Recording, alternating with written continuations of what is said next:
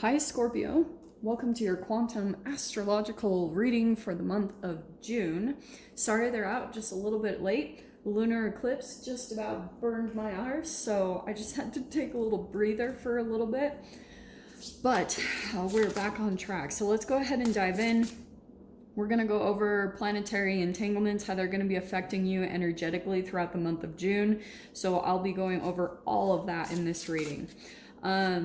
This is for Scorpio Sun, Moon, or Rising. You can check all of your placements in those. And keep in mind that these are just general readings. If you guys are wanting to book a one-on-one, my website information is down below in the description box. Just go ahead and subscribe your email there, and that way you'll always get an email notification every time my availability opens up. And as always, thank you guys so much for liking, subscribing. Thank you for all the ways that you have supported the channel. And let's go ahead and dive in. Okay, so these take a bit. I love the way they shuffle, but they take forever to pop out. So I'm gonna try to go over some of the placements for you. As you guys know, we're in the midst of retrograde season. Mercury is retrograde. We also have Pluto and Saturn that are also retrograde. As soon as Mercury goes out of retrograde toward the end of June, Jupiter will go into retrograde. So we're going to have like around 4 or 5 planets retrograde in and out throughout the month of June. So keep that in mind. You guys know Mercury retrograde is past situations coming up. You know, looking at all the fine details, it can be communication issues, things get misunderstood, all that type of stuff, okay? Hold on. Okay, I'm just gonna pull them because sometimes this drives me bonkers. Okay, cool. Someone else had this. We have Dragon Sword protecting the future, yeah. So right now you could be doing certain things just like protecting what's yours, protecting what you've worked for, or just in general protecting yourself or an idea that you have. Okay, I'll take those. All right. Gosh, okay. Here we go. So we have, interesting, in the middle, I'm going to go ahead, protecting the future, keep that one there, and then we have whale song resonating, and then woodwives adaptability. So Scorps, probably throughout this next month, you probably will be very flexible, you know, like kind of going through this balancing act between being very adaptable to something about relationships and your environment, something about maybe shifts or changes or something like that. Or it might be that you're having to adapt to a different way of being, maybe a different work, like you're preparing for a different sort of lifestyle. So you're trying to adapt to something different. And like I said, it could be different people around you that you're kind of adapting to, different people that you're meeting, and so you're learning how to maybe be flexible or something along those lines. But at the same time, there's something that you're protecting. I almost get this feeling for you that you're going into different relationships, situations, environments, and you're learning how to like stay open and navigate through whatever it is that you're diving into, but also to stay back and stay protected. Like you're kind of in this, like you're trying to get into different things and learn and push yourself and expand, but at the same time learning how to kind of keep things to yourself. I keep getting that you guys have like an idea or something that you're protecting, like a business or a really cool idea that you have, something along those lines. And so that's why I love this whale song. It is a little scorpionic. I know it's a whale, but it's very watery. And you see how there's something about the bubble? Okay, I'm gonna go into all this because the whale thing has been coming up so freaking much lately. Okay, so I'm gonna tell you a little bit psychologically what's going on with the whale thing for me. I've been, as you guys know, I bring up Christopher Renstrom quite a bit. Like, I had a birth chart astrology reading from him, like, I swear, 10 or something years ago. It was a really long time ago, at least to me. And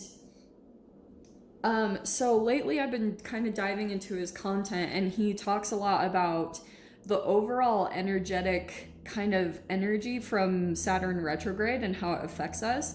And sometimes it can be this situation where it's similar to who's the guy in the Bible that got swallowed up by the whale? Was it Jonah? Yeah, Jonah and the whale. Yeah, so it was like Jonah, he talks about this story how Jonah was supposed to deliver this message. And he was like running from it, and he got swallowed by the whale and then got spit back up, and he had to go back to Nineveh. And it was a place that he was running from, but he went back and he got the people to repent. It was all this interesting stuff. And so vibrationally, I was thinking a lot about that, how when you run from certain situations, like you're kind of running from your shadow, and sometimes you can be running, or like you're like running from something inside of yourself, running from a fear. And that's why whenever you go into different environments, you face your shadow, whatever that is. Okay, I've just been thinking a lot about that because I really think that's accurate when it comes to Saturn retrograde and the energy around it. Because Saturn, okay, so let's dive into this. The way that you're going to be seeing yourself this month, and it's kind of similar to this whole whale song thing, okay? So you might be kind of in this bubble of energy. These feel kind of similar to me, between the dragon's horde, like a protecting energy around you. And so the way that you might be seeing yourself this month is maybe deep in contemplation. Maybe you're on your own, or you're just like doing a lot of soul searching and trying to figure out answers, and also just really focused. I feel like you're really focused on something really particular that you want to do, you want to accomplish. And I feel as though something is coming up for you to do, but you might be kind of like still going within, or you haven't really come out with it yet. You're still kind of like almost, oh, do you know what I'm getting now with the dragon's horde? It's almost like you're sitting on some type of treasure, Scorps. And you know the whole Saturn retrograde thing, how kind of like Saturn is this disciplinary taskmaster, like the master maker. It's where you learn discipline and a lot of action taking. And if you are very disciplined and you're doing what Saturn retrograde wants you to do, that's aligned with something like your own treasures, a gift that you've been given in this lifetime, then Saturn will, like Jupiter comes around and rewards you. What's going on also in your fourth house? So yeah, you have Saturn and Jupiter going on in your fourth house, and that's your house of home. So it's like you might be affected most in your home life or your family life, whatever is going on there. Saturn and Jupiter in the retrograde are going to be hitting you pretty hardcore in your family or your home situation, okay? Let's keep pulling. Okay, there's you. Queen of Cups coming into the third house. There's money. Money is taking time to grow. Okay, Seven of Pentacles, but it's long-term stability, but you might just be kind of working. It's got long-term success hooked to it. There's diligence, and that's the Saturn energy. It's like you're going to be, something that you're working on is going to have long-term success, but right now you might be just planting the seeds. You're figuring out, you're discovering what it looks like. You're piecing it together. You know, it's kind of similar when I put the channel together. I knew that I was into quantum physics, and I knew I loved all of that, and I was trying to figure out kind of a cool name, and then it just kind of came together. I was like, oh, the Quantum Queen, because I do tarot, and I was like, oh, Queen, even though I don't consider myself like that at all, but it's just catchy. It's just things like that. Those are the seeds that you plant, your ideas, your creativity. You put it into fruition, and then it starts developing slowly into something. That's how it goes. It's that seed that you plant, okay? Third house is communication, so you might be doing a lot of like emotional communication, or you're actually, I feel as though as far as communication goes, it's very intuitive communication over this month. You have the Queen of Cups, and then right next to it is the Knight of Cups. So there could be some type of dealing with a water sign, another water sign in your experience. This also could be some type of energy connected to your home. We're definitely going to dive into that. There was some type of proposition or something about your home. or there's like someone that lives close to you or in a building for some of you that might like be interested in you. And it's like you're having to kind of work and be dedicated in some way, and someone might be taking notice of you here. In your 5th house, we have the Judgment card.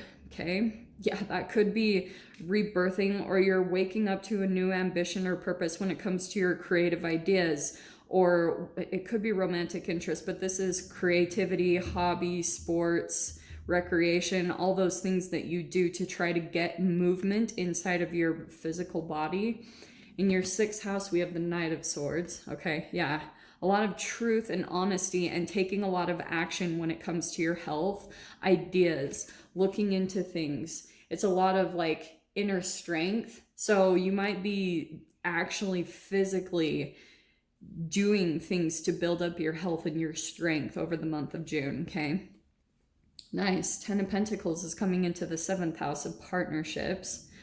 So that could be something about like money or home life. This is usually the 10 of Pentacles connected with partnerships. To me, it feels a little bit more like family. So you might be dealing a little bit with family in some way, shape, or form throughout the month of June, which we'll dive into. And wow. Okay, nice. 10 of Cups is coming into your house, Scorps. And in your 10th, in your 8th, sorry, you have the Sun and Mercury. So, that's the house of death, sex, transformation, and Mercury going retrograde in there. It could be, it could be communication that comes in from the past, like something that you thought was over and done with, and it might be coming back in, but to bring emotional fulfillment. I mean, hilarious that the 10 of Pentacles and the 10 of Cups are right there. It looks like you might have like some form of emotional fulfillment come in, that you're like making progress when it comes to transformations that you're trying to make. And it could be because you're bringing something back from the past, something that you've known has worked for you before, something that you've done before. You're like bringing that back in, and it's actually like increasing your frequency so that you can actually start a brand new thing. So if you start getting new ideas and things like that, it's sparking something new inside of you. It's actually really cool. There's like new energies that are being activated within you for the month of June. Here's the Queen of Pentacles up here in the 9th house. Okay, and in your 9th, we've got Venus and Mars. I love this because in your 9th house, that is connected to philosophies. It's Sagittarius, so it could be travel, it's philosophies, religion, cultures. And with Venus and Mars in there, you might have a lot of ideas that you want to take action on, and you could be like beautifying them or creating them. Okay, does that make sense? Like you're finding a really beautiful creative way, because that's Venus, to bring an idea out into the world. Like, and the Queen of Pentacles is a very practical energy to come in there. So it could be also connected to finance. Some of you guys actually could be trying to implement that, trying to take practical steps and get really organized and bring something into the tangible that's connected to a really good idea that you have, okay? And we have the Hanged Man in your 10th house. So when it comes to career, you could be feeling like things are a little bit on hold, right? Because there's a transition part going on maybe in your career. It could be requiring that you might feel like you need to sacrifice something to actually get your career to get going and get moving. And so you'll have to take a look at, we'll definitely clarify that, because something's going on there with your career. In your 11th house, we have the Maiden of Wands. So, somebody else had that. I cannot remember. I'm sure it doesn't matter, but this is 11th house. It's friends, networking. It's wishes and dreams. So this is either your own wish or dream is connected to some type of passion that you have, okay? Because this is there's enthusiasm there, and Maiden of Wands is creativity, passion. So some of you guys, it could be an environmental thing, like you might have someone that you're attracted to, but on a personal note, you might start some type of creative thing or a hobby, and you've got it across from the Judgment card. So it could be something that you've always wanted to do, and now you're taking action on it, and you're starting to try to implement it because you've got a lot of like practical energies and taking action, you know, actually putting the steps into making something happen for yourself, okay? And then in your 12th, oh yeah, Ace of Wands next, nice, okay. Well, I like it coming into the 12th because it looks like some type of, nothing big is going on in your 12th house, so thank God. It looks kind of more like you're kind of feeling as though you don't have to really do as much heavy shadow work.